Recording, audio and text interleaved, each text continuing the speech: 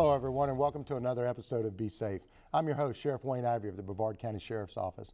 Today, we're going to talk about some of the exciting changes at Brevard Community College, and we're going to talk about school safety, how important it is to have all the right components in place to make sure that the students that attend the university are well taken care of.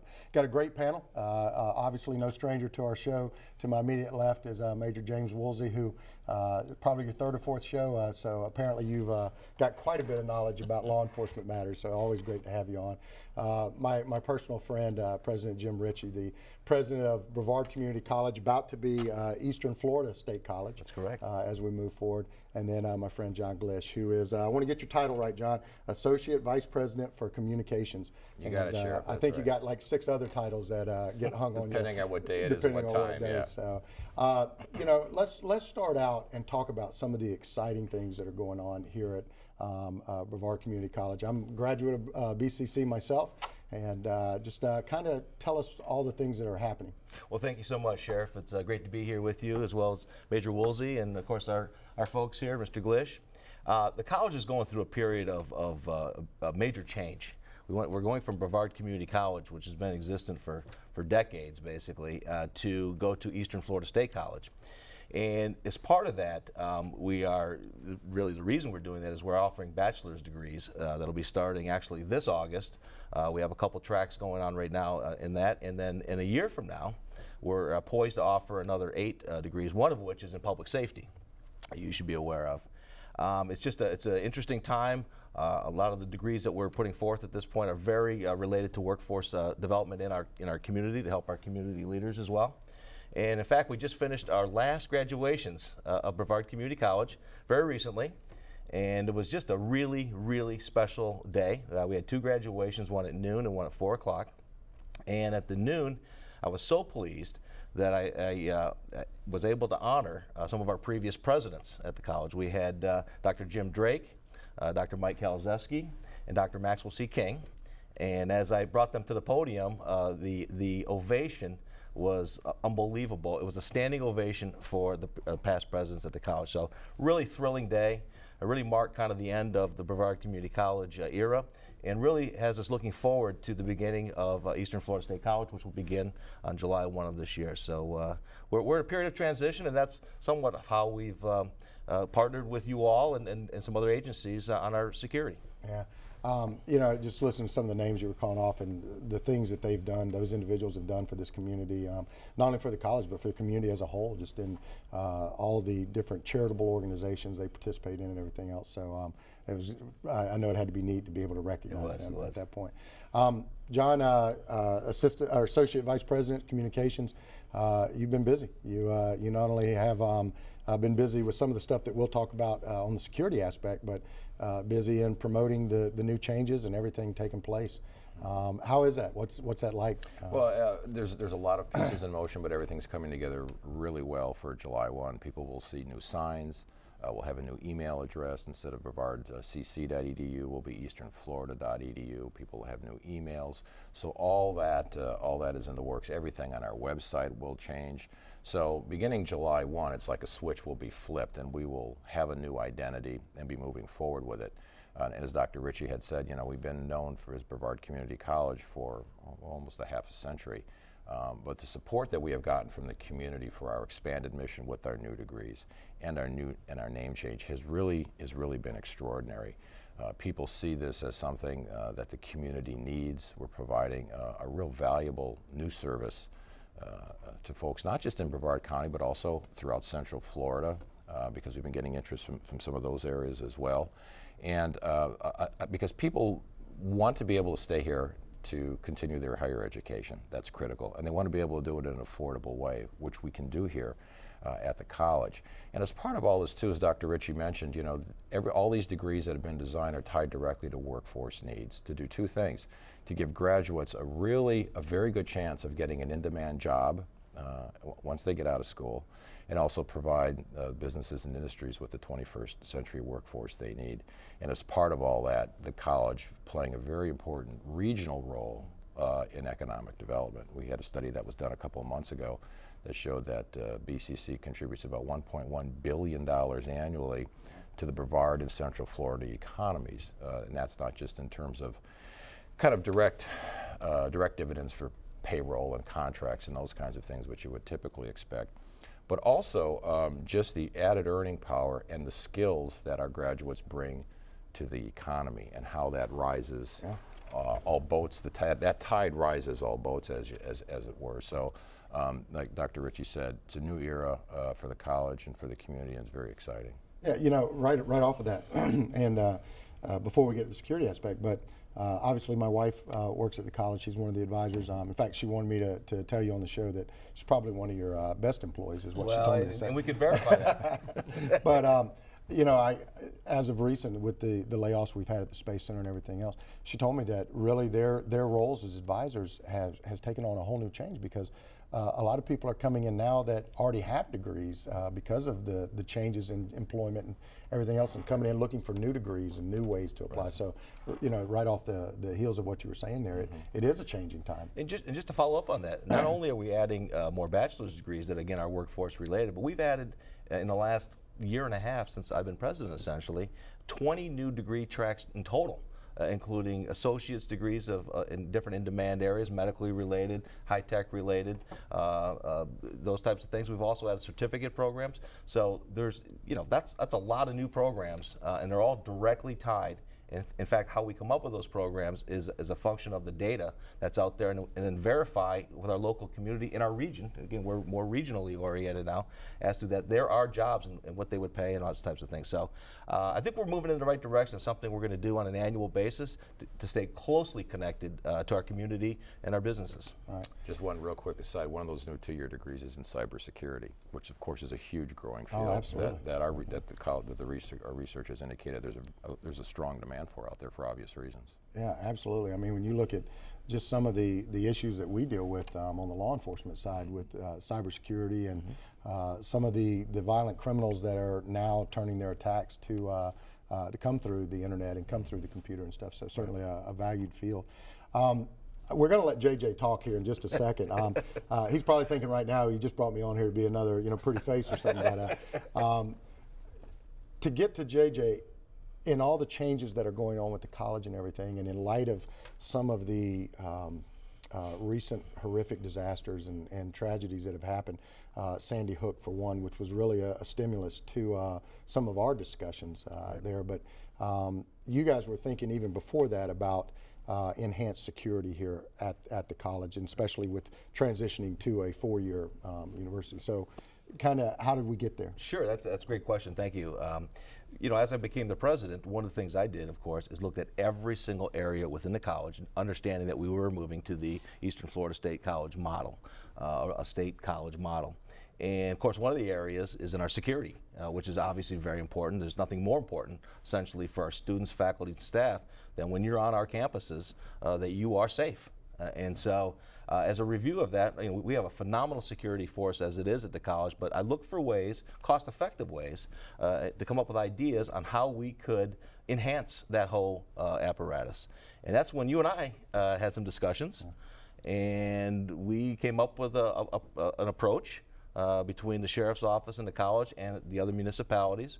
And you led the way on that, and we're happy to be partners with you. Well, JJ led the way on it. He took his team. JJ's background, just so our viewers, if you don't know, heavy and tactical. He's our SWAT team commander, and we tasked him with kind of taking the lead on that. So, Major, if you want to kind of touch on how that started and where it went. Well, okay, thank you for talking, President. Well, first of all, I applaud the efforts of Dr. Ritchie and his staff for getting on the front end of this. I applaud your efforts on that. Not only on the heels of Sandy Hook, very tragic event, but also in preparation of going to a state college. You realize that safety is the utmost importance to your students. And correct me if I'm wrong, Dr. Glish, I think you told me the population of Brevard Community College is around 30 plus thousand. Yeah, I think it's 30 to 35,000 students and faculty in a given year. So essentially, we are a city. Exactly. Spread out over 65 miles and 4 campuses. And I don't think a lot of people realize the population, if you will, of Brevard Community College and how important safety is that we should provide to those students. And historically, outside of a school resource officer, law enforcement officers don't spend a lot of time on campuses unless they're dispatched for calls for services. So we're trying with your concept, and I will tell you, I've taken a lot of your ideas away, and I've taken them to a different level. With we've done preschools, we've done high schools, junior highs, and we're trying to get the mindset of our deputies and our officers to visit the campuses on a frequent basis, so they're seen, by the population, whether it's the staff or whether it's the students, and also so they're familiar with the campuses. They're familiar with who should be on the campus and who shouldn't be on campus, and all that is in preparation for, God forbid, something like Sandy Hook or Virginia Tech, probably a better example for a state college. If something like that occurred, I think we're better prepared to deal with a situation like that. And like I said, I applaud you for getting on the front end of that. Thank you. A lot of other colleges, or maybe not colleges, but other educational facilities could learn from that. And what we've done is we've rolled out, first thing we did was we got with Dr. Glish and his staff, and we went around and we did a site assessment at all the campuses. Right. And the idea behind that was to look where we can do a better job in our security measures, whether it is the staff itself, or whether it's something as simple as, hey, let's trim the bushes back over here because that's a dark spot. That's not a safe area for our students to pass through. Right. So changing the landscape, if you will, simple things like that. I think we came up with some good ideas, simple ideas, didn't cost a lot of money. There are some enhancements that will cost some money, but when it comes to the safety of our community, I mean, you can't really put a price tag on that. Okay. And then the other thing was creating a substation, a law enforcement substation, where the officers and deputies can come on campus, use this facility to write reports, make telephone calls, things like that, and they're on campus, and they're able to use that as a satellite office. Yeah. And I think it's important too to touch on the fact that this effort was not just the college and the sheriff's office. It was the police departments that have respective campuses within them. Palm Bay, Melbourne, Cocoa, and Titusville. Right. The campuses all sit within there. So not only was the effort to expand and have deputies that are going to be on campus because of some of the measures we're putting in place, but you're actually double hitting it because now you have the police agencies that are on there as well. So I know the college offered up office space, kind of a created satellite office, if you will. What's the thought process there? Why do that? Well, first of all, that's existing space, and it was space that we thought could be used for this purpose. As you know, it's not extravagant space or anything along those lines, but it's in areas that are viewed and people can see. There's a presence. There's more of a profile area, so people can see there is a law enforcement presence from time to time. So we thought that'd be the way to go, and I think it's worked well. We had a lot of signage up there where law enforcement's going to be and that type of thing. So, and also I want to applaud you, talking about applauding folks. As you became sheriff, this was very early on in your administration that you said yes to this concept that we're discussing right now.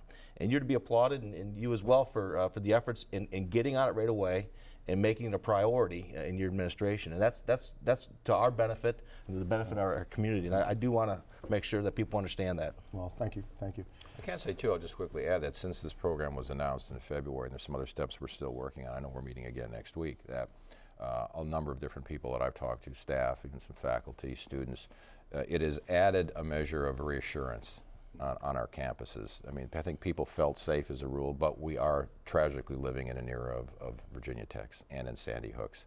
And everyone's sensitivity and concern is heightened as a result of that. And the fact that the college, under Dr. Ritchie's leadership and your leadership, Sheriff, has moved, and your counterparts in the Titusville, Cocoa, Melbourne, and Palm Bay police departments that you just alluded to, have worked quickly to put this in place, I think has really helped people feel safer and know that there are new steps being taken to ensure that safety. Yeah, you know, when Sandy Hook happened, immediately the world's attention drew to safety on campus thing, and we were very careful to say, listen, we have to be focused on safety on campus, you know, all the way from K through, you know, continuing education. But at the same time, we can't lose sight of the fact that 6 months before Sandy Hook, we were at a movie theater in Aurora, Colorado, and just before that, a temple in Pennsylvania, and malls and everywhere else. And so I think our message has been that we want you to be prepared anywhere you go for a type of incident. I think the college's steps in making sure that not only did they work with law enforcement, but they now are carrying that message, and that's where your role becomes even more vital, carrying that message to their students of what to do and how to do it. And that's 30,000 students. That's a tough reach, especially when some of them are on campus during the day, some of them are on campus at night. So how do you accomplish that? How do you? Well, I think that's one of the things we're working on together. We're going to be meeting again actually next week to talk about that, to really get your input on what's the best way to construct these educational components for our students and new students, and for faculty and staff as well. I know I had the opportunity a couple months ago to sit in a session of your Run, Hide, Fight program. It was about an hour that you presented to pre-K administrators and pre-K teachers. And it was, you know, in 1 hour, there was a tremendous amount of valuable information that was presented. And so I think what we're looking at is some ideas from you about how we can take that and use that kind of a program as a model, both on an online component for everybody, and maybe some individual meetings with maybe key administrative staff or staffers and faculty members on the campus, to put that in place at the start of our fall term come late August. Yeah, you know, John, you're right. The community, society as a whole, is thirsty for information to protect themselves with, and we applaud that, because for us, if you have full awareness of the dangers that are out there and how to protect you, your family, even your business, you become an extension of us. You become our eyes and ears, and are helping us protect. And Major, I know we've had a chance, and John was talking about part of it, but we've actually done it a couple times now with daycare providers, which is really a group that you don't think about until we got into it and started kind of shaping the course for it. And the run, hide, fight scenario is what you primarily talk about in that. So kind of give a little bit into that, Major, as to what exactly we want our individuals to do in that type of scenario. Well, I think you touched on it. This message that we're trying to put out is not, it doesn't just apply to a school. It could apply to, like you said, a mall. It could apply to everyday life that our community deals with. And the concept, the run, hide, fight concept, is a very simple concept, because what I've found once I started looking more into this, safety at our schools, is sometimes we put way too much into creating a comprehensive plan that ends up being a 3-ring binder that's that thick, and that teacher is expected in the time of tragedy to find that binder, flip to the right page, and then figure out what they're supposed to do. So this concept kind of keeps it in simple terms, but it makes a lot of sense. And you know, you touched on it earlier, and there again, I like the way that we're doing this at a college level, is we're phasing in the different components of this safety plan. We started out with the site assessments, which was, and it looks like we're doing it by priority. That was the first priority. And then now we're rolling into, okay, how do we get this run, hide, fight message out to our students, and how do we get it out to our faculty? And once we've completed those different phases, then I think we're going to have a good comprehensive plan that's going to be easy to follow, and it's going to make a lot of sense. Now, as I remember, we were looking at really 3 different steps here. One was a site assessment. One was setting up the substations and the enhanced presence on campus. And the last component was, what do you do? What do we want our faculty members to do, and what do we want our students to do in the event that there is a situation like that? So that's a lot. That is a lot to get out of. The site assessment obviously helps our responding units, deputies, police officers, security, to be able to get there and know what the various routes are and the building, the scope of it, and everything else. So it's a lot to get out. President Ritchie, how do you get all of that out? Well, you know, it's actually a function of the mindset that we bring to the college in our culture now, and that is we're going to be proactive in all these issues. We're going to be proactive in a lot of the issues that the college faces on a daily basis. So instead of being reactive and then saying, "Oh, hey, you know, let's learn from that," we're going to try and get out front and just make it a priority. It's a mindset that we've put in place that's embraced by our board of trustees clearly.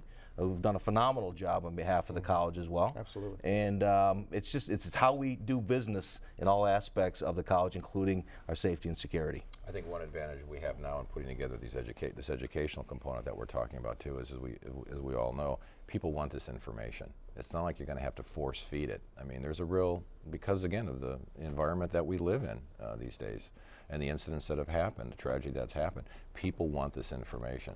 So when we put this together, I mean, personally I feel good that people are going to be very responsive to it, and they're going to plug into it, and I think get a lot out of it. Yeah. And part of my presentation that I roll out is that, you know, law enforcement, and you take a Sandy Hook or you take a Virginia Tech, we are not the first responders. The first responders are the teacher and the faculty. Those are the first responders, and that is the proactive, the mindset that we're trying to establish. We want to be the first responders. We want to be the first ones there. We want to get the bad guy. But the reality of it is those 2 to 4 to 6 minutes it takes us to get there, those faculty and teachers, they have to stay in the line, and they have to face that situation head on. So we want to prepare them for that, and that's the proactive component to the message. Yeah. You know, we're in a point in society now. It's almost the new norm. There is no more time where we didn't have a tragic incident occur at an elementary school, where we didn't have a tragic incident occur at Virginia Tech, and this is the new norm. And society, I think, is adjusting to that. Right. And what we have to collectively adjust to is how we deliver that message to them and how we get it to them. And President Ritchie, I know you and I recently talked about the new iPhone app or the smartphone app that we have out, iWatch Brevard, and the ability for the college to link off of that. The ability to instantly deliver to your students is paramount to you, and I know you guys have some mechanisms in place to do that. We have first of all, I appreciate you rolling out that the other day. That was really a fantastic idea, and thank you for inviting us to be part of that. But as part of that, also we have in our college apparatus, and we've moved over the years to have all that kind of technology along those lines, where things literally within, we had a fire alarm situation not long ago. Within minutes, we had 3 texts go out to everybody that was there, basically, talking about exactly what's happening, where you need to be, what the status was. And that's really quick and efficient, and we received a fair amount of praise for that. So those are the types of things that are very important with technology, using technology for our benefit. The big advantage to working with you gentlemen and your colleagues in the municipal departments is that you're the experts, we're not. So as an institution, we have an emergency response plan that we've put together based on what other colleges have done, and you've reviewed that. And we were really looking for that kind of input from you on how to improve it and how to make sure that what we do is fully integrated properly with what you do. Dr. Ritchie alluded to this the text messaging and with the fire alarm recently, which happened, by the way, during the middle of one of our commencement exercises. That's why I remember it so well. Fortunately, it was a false alarm, as they say. But literally within maybe 2-3 weeks of when our partnership with the substations and all these elements was announced, we had an incident here on the Cocoa campus where one of our staffers overheard a student who was upset, threatening gun violence. Yeah. Immediately called security, immediately called 911. I mean, literally within a couple of minutes, law enforcement was on the scene, SWAT was on the scene. We were getting text messages out, alerting people that this campus was in a lockdown. We had alerts up on our website. You hate, in a sense, to have that kind of a real-time drill, but fortunately, nothing happened. The man didn't have a gun, so we were all very, very lucky. But it was a real-time test of this is real. We live with these threats every hour of every day, and we have to be prepared to respond correctly. You know, let me just, because I know we're getting short on time, but I'm glad you brought that up, because I think we'd be remiss if we didn't talk about the security that's already on the campus here. And I was here that day, the incident you spoke about. I was here that day, and I had a chance to watch security as they were doing their job. And probably no one in these scenarios is more valuable than them, because they know every person on the campus. Absolutely. They know every faculty member. They have the keys to get us to every place that they want to go. So they do a great job on each campus. They absolutely do. We're very proud of them. I mentioned that earlier in the show here, that they're a vital component to the safety and security of our folks, no doubt about it. So, you know, as you said, we live in a new world, and I can tell you that we'll never be perfect at this. I think we all agree with that. But at the same token, I can tell you, being at the college here now for 5, 6, 7 years, whatever period of time it is, we've gone from one position, but now at this point in time, we've come so far to be able to react so much more quickly to create that environment of safety and security for our staff, faculty, and whatnot. So we're making great strides, I believe. Excellent, excellent. Major, we got about probably 1 minute left. Quick message to our faculty, to everybody else. You talk about run, fight, hike. That's really your options in those scenarios, is it not? Well, and I think we all touched on it. We do live in a new society. There are people, there's a small segment of our society that prey on our kids. And those are our most valuable assets as parents. And you know, when people go and they obtain their degree to be teachers, one thing they never thought of is, I'm going to have to deal with this. The possibility of that. And once they get over that, it could never happen here, and they realize it could happen, but I'm going to better prepare myself to deal with that. We can still live in a free community, a safe community, a fun community. We just got to be better prepared for our safety and the safety of our students. Yeah, there's no doubt. Well, certainly some exciting things happening here at the college. I know we're all excited about the changeover from BCC to the new Eastern Florida State College that we're having, and certainly can see the excitement with you guys. I want to personally thank you for not only letting us do the Be Safe show here as a part of the college program, but for the production team that you guys have. They are second to none. They do all of our award ceremonies, everything else for us, and certainly a great partnership that we have together. So President Ritchie, thank you for not only being on the show today with John, but also for just everything you do to help this community as we go through. So as always, I want to thank our viewers and our production team, and remind you to always be safe.